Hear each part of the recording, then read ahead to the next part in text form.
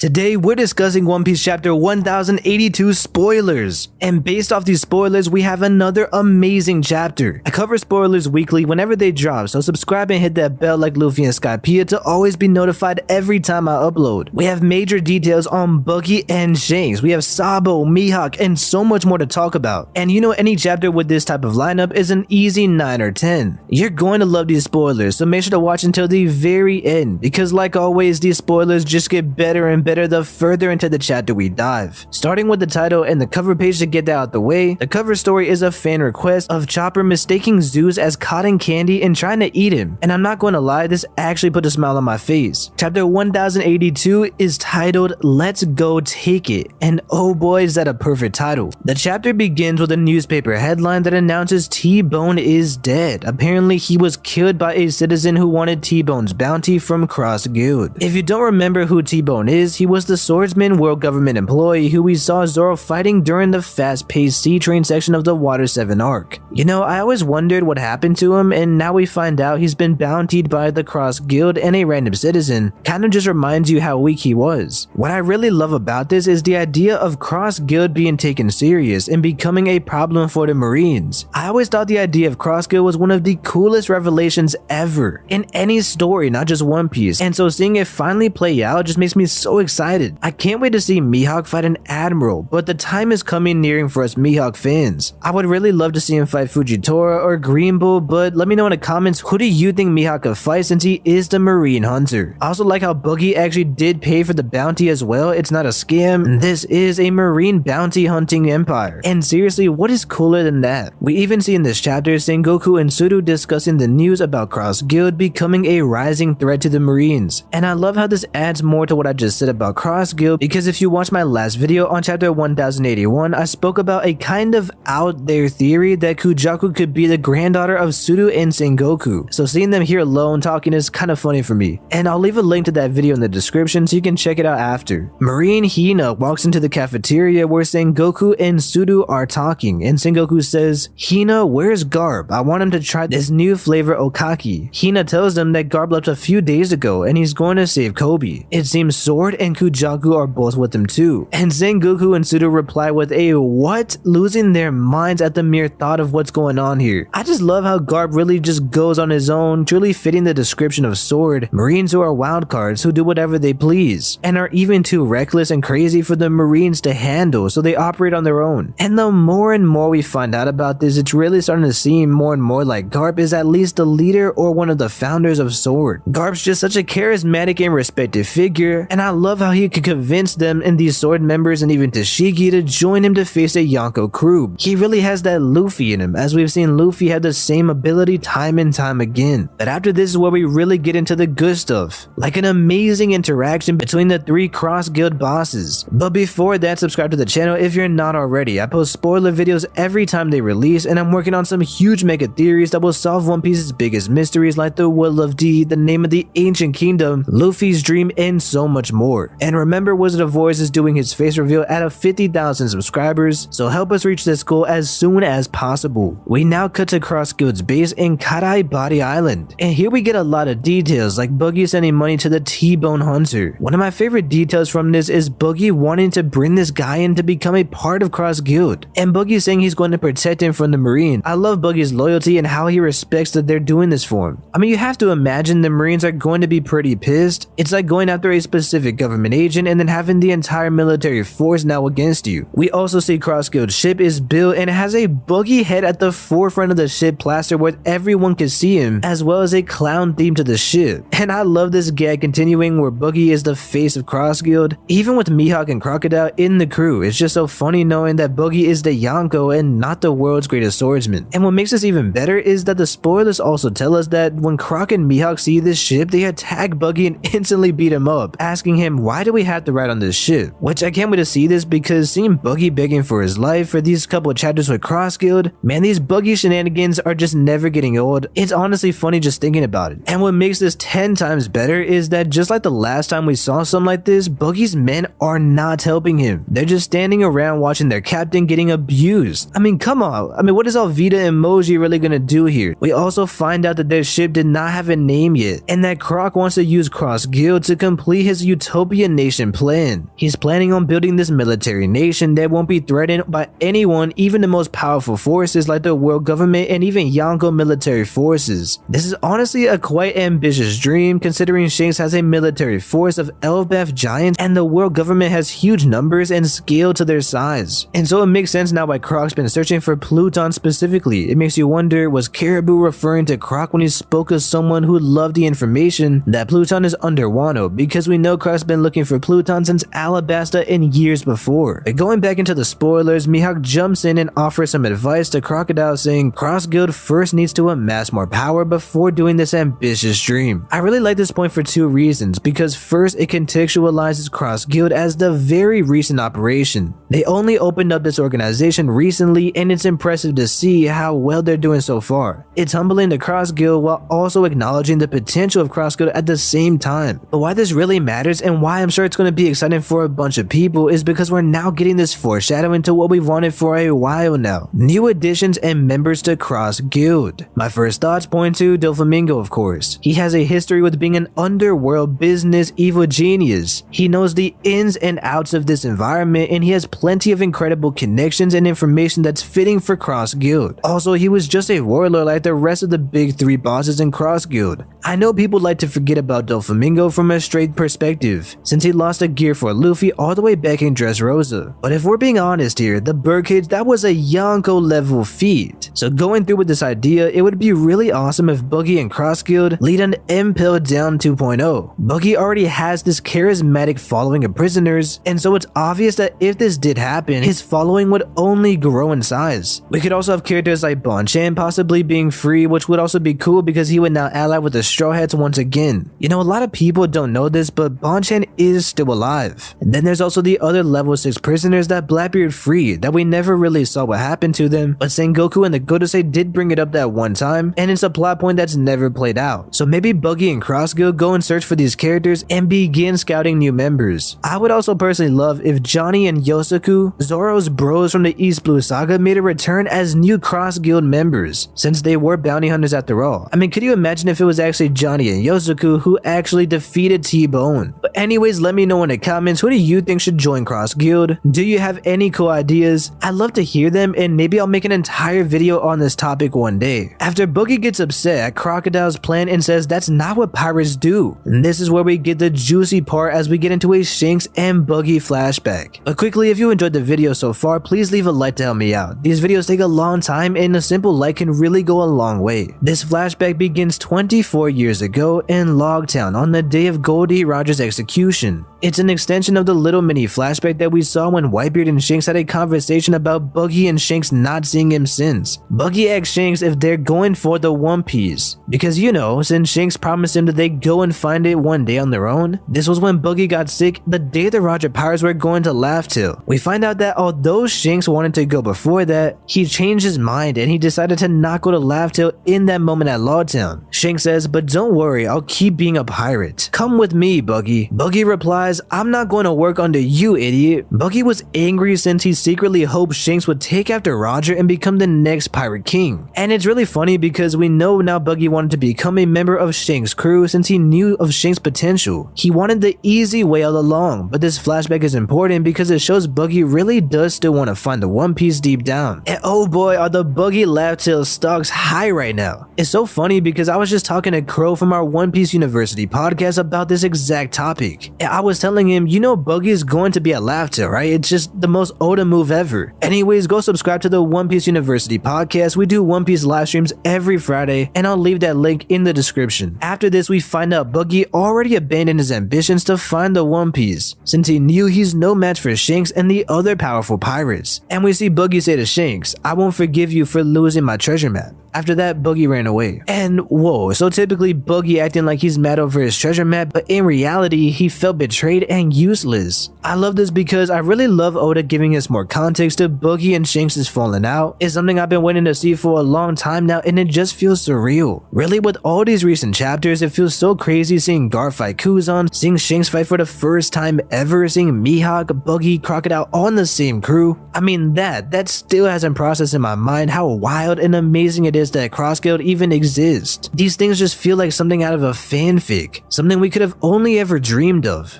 But Oda is just delivering on these revelations time and time again in this past year or so of One Piece. Anyways, after this flashback plays out, Buggy asks Crocodile and Mihawk about Shanks' moves. It's hard to tell from how this is worded, but I'm guessing they told him that Shanks is finally on the move to find the One Piece. And this just fires up Buggy even more, and he begins to think about how he's now on the same level as Shanks, at least in terms of title as a new Yonko. It has to be hilarious for Shanks, by the way, finding out that Luffy is a new Yonko, but now also Buggy. And what's interesting is that I just realized all the new Yonko are now connected to Shanks in some way. Anyways, Buggy screams out, "I want to be Pirate King too," and this scene hits harder just knowing Buggy was once on Roger's ship. Buggy is in tears shouting this as Crocodile grabs him and starts beating him up again. Croc says, "You're delusional, you have zero plans or preparations. Piracy is business." Mihawk says, "Red-haired, Blackbeard, Straw Hat, you expect us to go fight all of these guys on your order?" Buggy tries to argue that they don't have to fight them all. It's a treasure hunt. All we need to do is take the treasure first. And as easy as this sounds, it's like, no, Mihawk is completely right. There's no way they won't run into these Yonko crews at some point. Buggy truly is delusional. It is actually exciting because I only see this as a foreshadowing for a fight like a battle royale, the kind that Oda spoke of previously, and it could be at Elbaf. I actually made an entire video about this before, where I think that Elbaf will be complete chaos and the most fight-filled One Piece arc ever. After this, Buggy grabs a microphone before Croc can even stop him and gives a speech to the entire Cross Guild organization. "Are you satisfied with your current lives? Do you remember the reason you went out to sea in the first place? The day has arrived and let's go take the One Piece." And oh my goodness, man, this is just such a hype speech. I know Buggy, I know he's a joke, but wow, I'm genuinely excited and hyped after that. I just want to scream and start working out to hearing this entire speech. Seriously, good stuff, Buggy. And I love how it shows just how hype Buggy can be, as he's the ultimate hype man and his followers begin rioting, cheering, and chanting at his greatness. When Buggy's in his bag, this is a man, a force to be reckoned with, at least in terms of his influence. I can't wait to see this in the anime so we can see those Buggy chants while Mihawk and Croc are just piss in the background, staring Buggy the Clown down. After this, we get one more hype scene. We cut to a scene where we get confirmation that our boy Sabo is alive. So the scene starts out at Kamabaka Queendom, and we see 4 army commanders are excited because someone's arrived. Flame Emperor Sabo has returned safely. And we've actually seen these commanders before, but very briefly. We get a better look at their designs here in this chapter though. It's revealed that Sabo was not actually in Lucia when Imu destroyed the entire island. Instead, Sabo was just leaving on a ship with Lucia citizens who wanted to become revolutionaries, and saw the entire event unfold as he was already away from the island. It's still wild to think that Imu one-shot that island, because think about it. How did this happen? Where did this power come from? Why didn't they do this to Wano or other places as well? Sabo enters the meeting room with Dragon and Ivankov and says, "I'm going to tell you the entire truth about what happened at the Reverie." And I'm getting goosebumps reading this line because we're finally getting the answer to this grand conspiracy. And we know Sabo was set up. We know he did not kill Cobra. I just know that's a lie in my heart. I still think Bonnie helped Sabo and Vivi escape because if you remember, Bonnie was always going to tell Luffy what happened to Sabo, and Sabo and Bonnie both wanted to save Kuma. I know it's just teasing information for this mysterious Imu, but I really hope we come back to this next week since it's confirmed there's no break week after this chapter. I really want to see Sabo and Dragon's conversation to get a glimpse into Dragon's mind, to get more information on what happened to, of course, Sabo, but even to learn a nugget about Imu, because remember, Sabo saw Imu when he was there that day. Man, I'm honestly so excited, and once again, Oda knows how to hit us with those final panels, drawing us into the next week. And I wouldn't be surprised if we go back to Egghead after this, making it a complete tease, but I'm just hoping we don't because these outside events have been so much better than the Egghead story. We have a super thanks comment from a previous video from Mr. Bushido. "I just saw you left a super chat on our recent Garp video saying, I've been thinking, if Shiki shows up and Bonnie uses her powers on him, we're all in trouble." And that's in reference to a video we just posted about how Bonnie could use her powers to turn Garp into his prime for one scene during the final war, even if it's only for 10 minutes. But I think this comment is interesting because it makes you wonder, where is Shiki? He seems like such a missing piece of the Rock's crew. We saw him in the movies, but not really in the manga too much aside from chapter 0. So maybe once we get the God Valley story, we'll learn more about Shiki and his whereabouts. And yeah, I guess that's right. If that he did return, he probably wouldn't be in his prime anymore, and I'm not sure why Bonnie would ever never use her powers on him unless he forces her, but it is a cool thought. So yeah, big thanks to Mr. Bushido for the generous Super Thanks comment. Super Thanks comments are going to be featured in videos just like this, so if you feel like donating to support the channel or you simply have something you want me to address in a video, these Super Thanks really help us out. Let me know your thoughts on the spoilers. What did you love? What did you hate? What in chapter 1082 has piqued your interest the most? Was it Sabo? Was it Cross Guild? Was it Bond? Was it the Buggy and Shane's flashback? I'd love to hear your thoughts, and if you enjoyed this video, leave a like and click on this video to find out what would happen if Bonnie aged Garp into his prime.